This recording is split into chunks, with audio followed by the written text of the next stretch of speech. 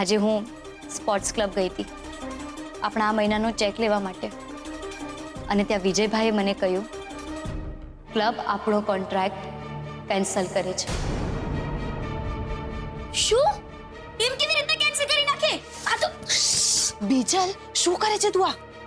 મેં કહ્યું ને પપ્પાને આ બધી ખબર ના પડવી જોઈએ. અરે પણ એ લોકો આવું કેવી રીતે કરી શકે? ને હવે તો આપણી દુકાન પણ નથી. હા પણ વિજયભાઈ મને એમ કહ્યું કે એમને ત્યાં કોઈ નવા ટ્રસ્ટી આવ્યા છે અને એમણે આ ઇશ્યુ ઊભો કર્યો છે. અને જોવા જઈએ ને તો એમની વાત ખોટી પણ નથી. સુશાંતના કારણે આપણે સ્પોર્ટ્સ ક્લબમાં ચા કોફી નિયમિત રીતે પહોંચાડી જ નહોતા શક્યા. કિંજલ, અરે ઓ કિંજલ, યાદ રહે મમ્મી પપ્પાને સ્પોર્ટ્સ ક્લબ વાળી વાત નથી કરવાની. હા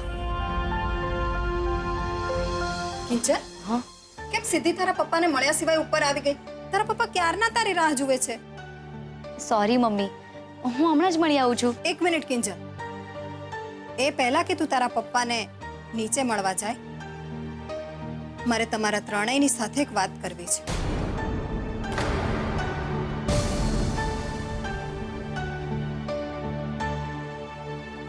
શું થયું મમ્મી? બધું ઠીક તો છે ને?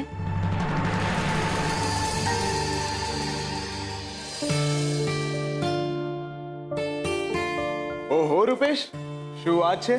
આજે તે મને યાદ કર્યો ને કઈ? હા ભાઈ, યાદ કરવો જ પડે ને.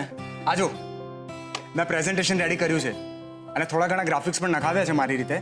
તો તું મને એમ કે આ પ્રેઝન્ટેશન ઇમ્પ્રેસિવ છે કે નહીં? હવે તું જે રીતની વાત કરી રહ્યો છે એનાથી તો લાગે છે કે ઇન્ટરેસ્ટિંગ જ હશે. પણ મને એમ કે તું આ બધી તૈયારીઓ કોના માટે કરી રહ્યો છે? અરે આપણી નવી પાર્ટી માટે. નવી પાર્ટી? હા.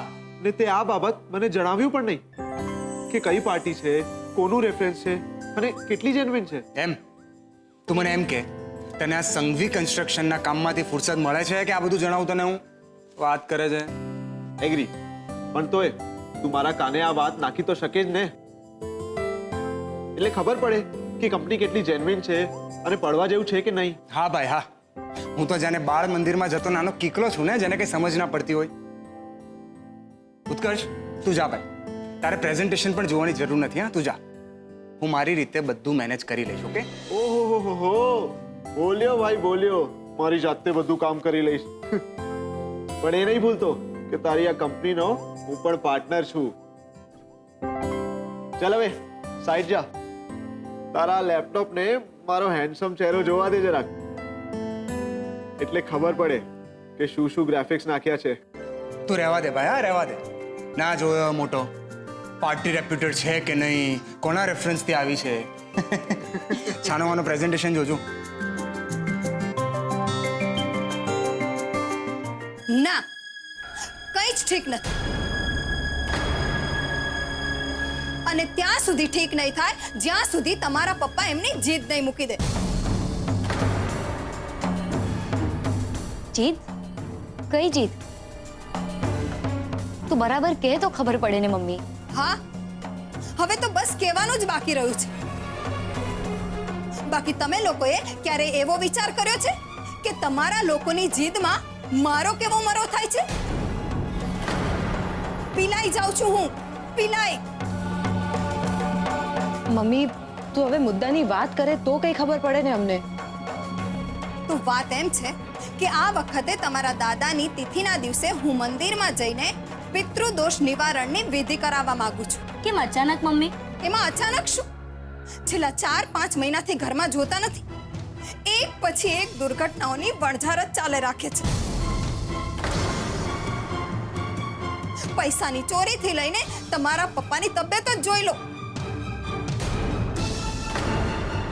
પેલા સુશાંત પ્રકરણ, પછી ઇન્કમ ટેક્સ નું પ્રકરણ, પછી દુકાનમાં તોડફોડ અને પછી તો દુકાન જ.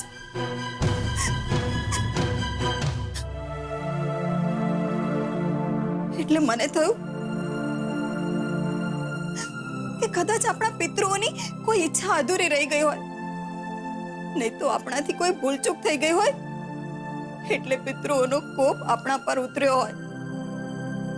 તો આપણે પિતૃ તર્પણની વિધિ કરાવીને પિંડદાન કરી પિતૃઓની માફી માંગી લઈએ.